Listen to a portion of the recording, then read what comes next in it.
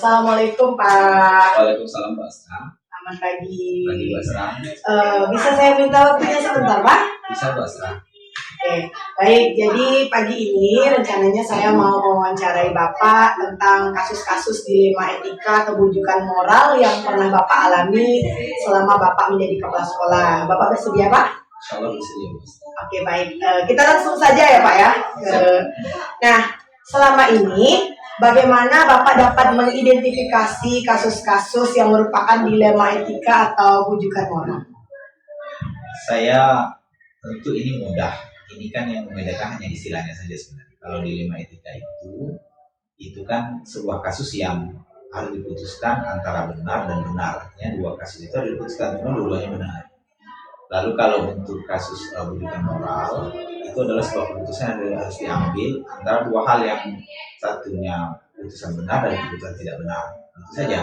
Lalu misalkan begini nih, misalkan itu antara urusan bisnis dengan urusan sekolah. Padahal ada jaminan di sekolah gitu ya. Ada urusan keluarga. Kalau yang etika itu misalkan antara urusan dinas dengan urusan orang tua, kan sama benar gitu. Nah, kita harus memutuskan. Kalau urusan yang bujukan moral itu misalkan di satu sisi yang saya bilang tadi, di satu sisi kita harus dinas pada hari ini, di satu sisi kita ada punya urusan bisnis atau usaha yang harus kita kerjakan. Tentu kan kita harus memilih yang untuk urusan dinas dulu karena itu tugas pokok utama kita. Kalau urusan bisnisnya di kemudian hari atau dicari cara lain tanpa meninggalkan urusan tugas pokok kita sebagai kalau saya kebetulan sebagai seorang guru sekolah gitu. Selama ini bagaimana Bapak menjalankan pengambilan keputusan di sekolah yang Bapak pimpin, terutama untuk kasus-kasus di mana ada dua kepentingan yang sama benar atau sama-sama mengandung nilai-nilai kebajikan? Ya, kalau kemarin itu ya, kalau saya pernah mengalami kasus baru. Pada hari itu saya melaksanakan ada bimbingan dengan teman-teman baru di sebuah tempat. Lalu saya ditelepon atasan untuk datang urusan dinas juga di ibu kota provinsi gitu katakan. Lalu saya juga sudah pernah janji dengan kedua orang tua saya untuk mengantarkan orang tua saya. Jamnya sama, puasa harinya sama. Maka saya harus memilih gitu. Jadi supaya hal itu bisa dilaksanakan, saya mohon kepada pimpinan karena kebetulan bisa digeser jamnya digeser, harinya digeser. Lalu jadi akhirnya dua-duanya bisa dilaksanakan. Namun kadang-kadang keputusan itu paling banyak saya akan memilih adalah keputusan yang paling manfaatnya paling banyak bagi sekolah. Kalau saya sebagai seorang pimpinan di sekolah ini, jika keputusan itu banyak manfaatnya bagi sekolah dan bagi sekolah, maka itu yang saya ambil dan saya pakai saya pilih untuk diterapkan di sekolah saya. Oke, baik Pak. Kira-kira langkah-langkah atau prosedur seperti apa nih Pak yang biasanya Bapak lakukan selama ini? Ya, kalau prosedur sebenarnya banyak hal yang bisa dilakukan Mbak Asra. Jadi ya, selama ini dalam mengambil keputusan saya akan bertanya biasanya kepada pihak-pihak yang saya anggap mampu gitu ya. Jadi orang yang kira-kira sudah punya pengalaman lebih. Kadang-kadang juga konsultasi dengan sesama guru juga saya lakukan. Dengan guru senior, mau junior mau senior juga saya tanya untuk mengambil keputusan itu supaya keputusan itu menjadi sebuah keputusan bersama yang bisa dilaksanakan secara bersama-sama gitu Mas. Oke Pak. Hal-hal apa saja yang selama ini Bapak anggap efektif dalam pengambilan keputusan pada kasus-kasus dilema etika seperti ini? Kalau untuk kasus dilema etika ya benar yang paling efektif itu adalah keputusan yang dilakukan secara bersama. Jadi tidak sebuah ada hal yang harus dilakukan, harus diputuskan. Itu artinya saya akan membawanya di forum rapat sekolah atau forum rapat pimpinan sekolah gitu, untuk diambil keputusan yang terbaik yang bisa diterima oleh banyak orang. Dan tentu tidak semua keputusan diterima oleh semua orang yang ada di sekolah itu. Cuman tentu kita akan memilih keputusan yang paling banyak manfaatnya bagi sekolah sekali lagi seperti itu. Oke. Nah, tentunya dalam setiap pengambilan keputusan itu kan ada juga tantangannya ya Pak ya. Jadi hal-hal apa saja yang selama ini merupakan tantangan Bapak dalam pengambilan keputusan tentang kasus-kasus dilema etika ini Pak? setiap sebuah keputusan itu selalu ada tantangannya. Iya, benar sekali. Tapi tantangan yang paling sering itu biasanya adalah penolakan dari beberapa warga sekolah yang merasa keinginan pribadinya itu tidak terpenuhi. Itu sih tantangan. Oke, baik Pak. Nah, apakah Bapak memiliki sebuah jadwal tertentu dalam sebuah penyelesaian kasus dilema etika? Nah, apakah Bapak langsung menyelesaikan di tempat atau memiliki sebuah jadwal untuk menyelesaikannya, misalnya seperti prosedur dalam kasus-kasus dilema etika? Kalau untuk kasus apapun ya, tidak hanya dilema etika, saya sering memakai pada diri saya. Kalau saya merasa berat, saya akan stop dulu seperti yang kita pelajari misalkan di itu saya stop. Teknik stop ya Pak ya. Ketika saya mentok, nggak tahu what to do itu apa yang bisa lakukan, maka saya saya nggak memutuskan apa-apa. Saya tunggu waktunya, akan ada waktunya itu saya akan menemukan. Saya perlu waktu untuk misalkan apakah dari Tuhan Maha Kuasa atau konsultasi apa untuk menentukan, sehingga harapannya nanti keputusannya itu keputusan yang win-win solution, yang bisa diterima, yang bisa menjadi baik bagi masyarakat saya, bagi diri saya juga begitu. Jadi relax, berhenti sejenak gitu ya, berdoa pada Tuhan. Baik, artinya kita harus menentukan solusi yang terbaik yang bermanfaat bagi semua, itu ya Pak ya? Ya, kira-kira begitu. Iya. Nah, adakah seseorang atau faktor-faktor apa yang selama ini mempermudah atau membantu Bapak dalam mengambil keputusan dalam kasus-kasus dilema etika ini, Pak? Kalau untuk khusus dilema etika, biasanya saya paling banyak bertanya kepada orang yang saya anggap senior, yang sudah berpengalaman, yang bisa saya percaya gitu. Tapi dari semua itu sesungguhnya saya paling senior Tuhan.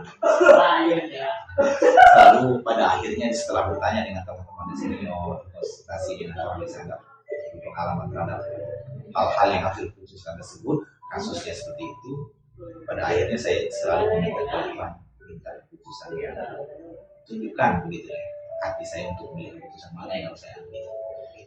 Oke, baik.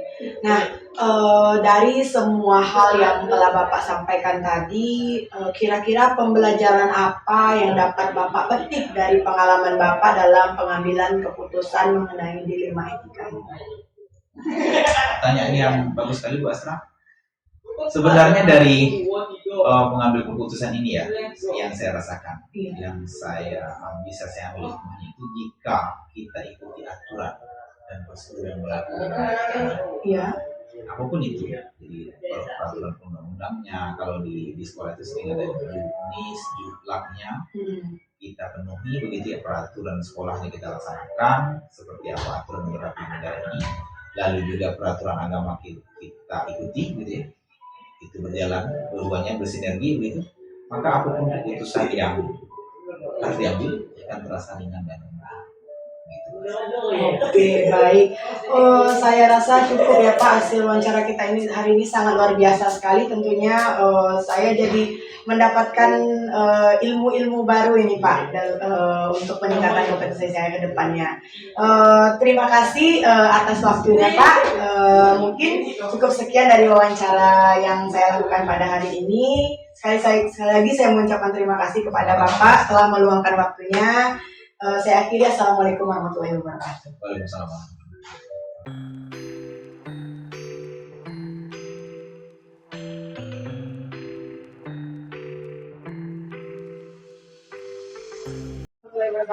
Waalaikumsalam. Selamat pagi. Sehat Pak? Alhamdulillah. Alhamdulillah. Baik, jadi rencananya Pak, saya pagi ini mau mewawancarai Bapak terkait dilema etika yang pernah Bapak alami selama Bapak menjabat jadi kepala sekolah. Kira-kira Bapak bersedia Pak ya? Insyaallah. Alhamdulillah, baik. Nah, pertanyaannya sekitar dilema etika ini Pak. Nah, selama Bapak menjabat sebagai kepala sekolah, bagaimana Bapak dapat mengidentifikasi kasus-kasus yang merupakan dilema etika di sekolah ini? Terima kasih Bu. Pertama, sampai syukur kepada Allah Taala, Allah dalam rangka pendidikan calon guru juga di Kabupaten Bogor. Dan kami juga bersolat kepada Nabi SAW Nabi SAW tandakan ini pertanyaan sebenarnya adalah pertanyaan yang bukan apa ya, jawaban-jawaban yang signifikan nampaknya karena menyangkut etika. Baiklah, saya akan coba jawabnya sesuai pertanyaan pertama tadi. Kalau di SMP 16 Mojokerto, kasus dilema untuk etika ini memang sangat rentan dan rumit kami masyarakat. Namun kami mencoba mengidentifikasi masalah-masalah yang ada di SMP 16 Mojokerto. Untuk itu kami mencoba melihat kasus-kasus yang ada di sana seperti apa kasusnya, dilemanya seperti apa. Setelah dapat kami jelaskan kasusnya dengan baik, dengan pasti, baru kami cari solusi-solusi untuk melaksanakannya.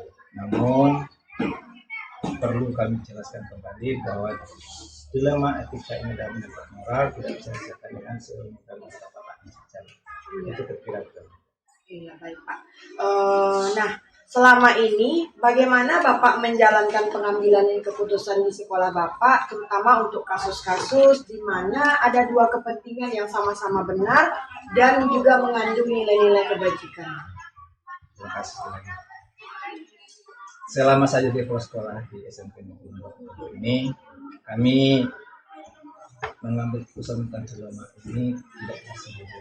Kami di sekolah di atas ini kita berkolaborasi dengan teman-teman yang ada di sekolah. Nah, cara kami menyelesaikannya, yang pertama tahap kami lihat dulu masalahnya, yang pertama saya katakan, kemudian untuk melihat mengambil keputusannya dasar kita yang pertama itu ya hasil kolaborasi bersama guru, pendapat dari kawan semua, baru kita ambil kira-kira mana sih manfaat yang lebih banyak dari masalah itu. Kalau nanti masalah sama-sama semua, kita ambil yang prioritas dulu untuk masalah itu kira-kira. Oke, baik Pak. Kalau langkah-langkah atau prosedurnya seperti apa Pak? Nah, di SMP 16 Mojokerto ini kami sudah terbiasa Bu untuk hal-hal semacam ini. Kebetulan juga pernah terjadi dilema itu setiap saat. Kapanpun masalah ini tetap ada. Nah, langkah-langkah yang kami ambil di SMP 16 yang pertama itu kami data dulu definisi masalahnya apa, dilema seperti apa, antara siapa dan siapa. Nah, yang pertama yang saya lakukan adalah memanggil teman-teman, rekan-rekan, pertama waktu sekolah, wali kelas, menginvestigasi masalahnya, kemudian mencari solusinya. Kemudian setelah itu baru kita lihat masalah itu yang seperti apa dengan siapa itu masalah itu adanya. Kami saya contohkan kalau umpamanya masalah itu antara guru dan siswa, berarti kita harus melakukan orang tua siswa.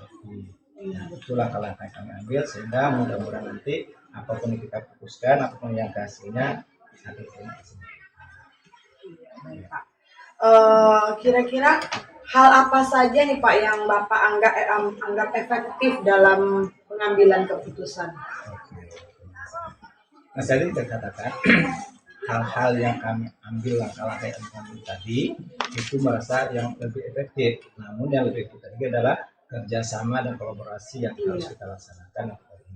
Nah, tadi sudah saya sampaikan di kantornya bahwa penyelesaian itu tidak bisa tersendiri oleh kepala sekolah, pasti melibatkan orang lain. Nah, cara ini yang efektif kami coba di SMP nomor 2, insya Allah tidak ada masalah tidak selesaikan kalau kita duduk bersama, berkolaborasi bersama, bekerja sama. Ya, berarti dapat saya simpulkan kalau yang paling efektif itu dalam pengambilan keputusan itu dengan kolaborasi ya Pak ya. Iya. Tentunya dalam setiap pengambilan keputusan ini kan kita juga menghadapi tantangan nih Pak. Kira-kira tantangan seperti apa yang Bapak alami Pak? Yang namanya kita hidup pasti ada dua. Ya. Ada baik, ada buruk. Iya benar Pak. Ada yang sukses, ada yang meninggalkan. Iya. Itu berarti tantangan itu ada empat. Namun di SMP 16 tetap ada tantangan. Yang pertama berasal dari luar, namanya X, dan ada dari dalam diri. Iya. Kalau itu tantangan yang kedua dari dalam, tadi kami menyelesaikan dengan bersama-sama, berkolaborasi, bersama, musyawarah, itu katakan dengan siapa yang berbagi, itu yang kita lakukan. Kemudian kalau dari luar tantangan saya akan juga berkoordinasi atau bekerjasama juga dengan staf yang ada. apakah itu dengan komite, pemuka masyarakat, ataupun OPD-OPD yang ada di kecamatan kita. Itu yang pernah kami lakukan di sekolah. Oke, baik Pak.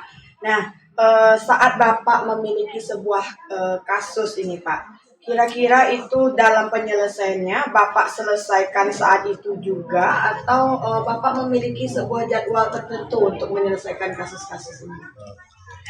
Di SMP 16 Bododo, cara kami menyelesaikan kasus yang ada di sekolah ini, yang pertama kami tidak punya jadwal yang secara berkala.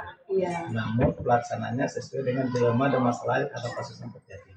Oke. Seandainya kasus itu bisa kami selesaikan dengan cepat, mengusahakan dengan cepat, insya Allah kami selesaikan sewaktu itu terjadi.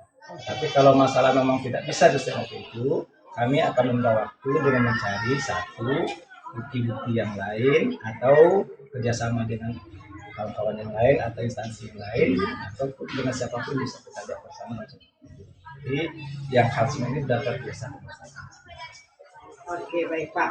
Nah, kira-kira ada nggak Pak seseorang atau faktor-faktor apa yang selama ini membantu Bapak dalam mengambil keputusan? Oke, tentu saja banyak. Kasus-kasus lemah ini kesemuanya adalah kasus yang diselesaikan dengan begitu saja.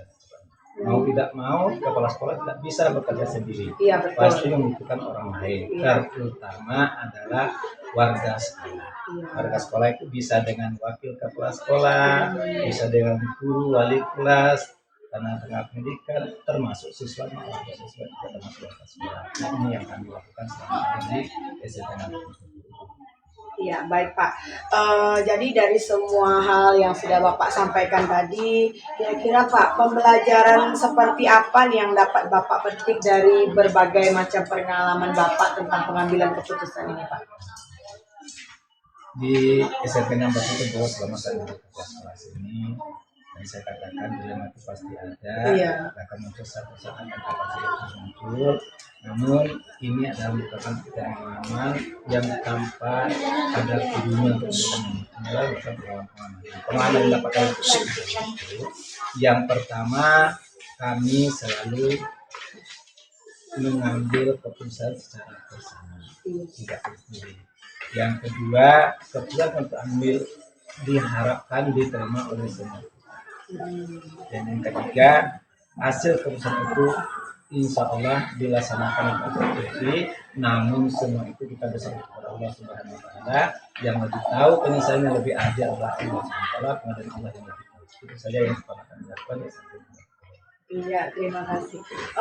Baik Pak, saya rasa cukup untuk wawancara kita pada pagi hari ini. Tentunya dari hasil wawancara ini saya mendapatkan banyak sekali ya Pak, ilmu-ilmu baru dari pengalaman-pengalaman Bapak tadi. Mudah-mudahan kedepannya saya dalam pengambilan keputusan bisa mengadopsi nih dari cara-cara Bapak yang cara-cara efektif tadi dalam penerapannya ke depan dalam saya pengambilan keputusan. Baik Pak, saya rasa cukup. Terima kasih banyak atas waktu yang sudah Bapak berikan kepada saya dalam wawancara ini. Akhir kata, Assalamualaikum warahmatullahi wabarakatuh. Waalaikumsalam warahmatullahi wabarakatuh.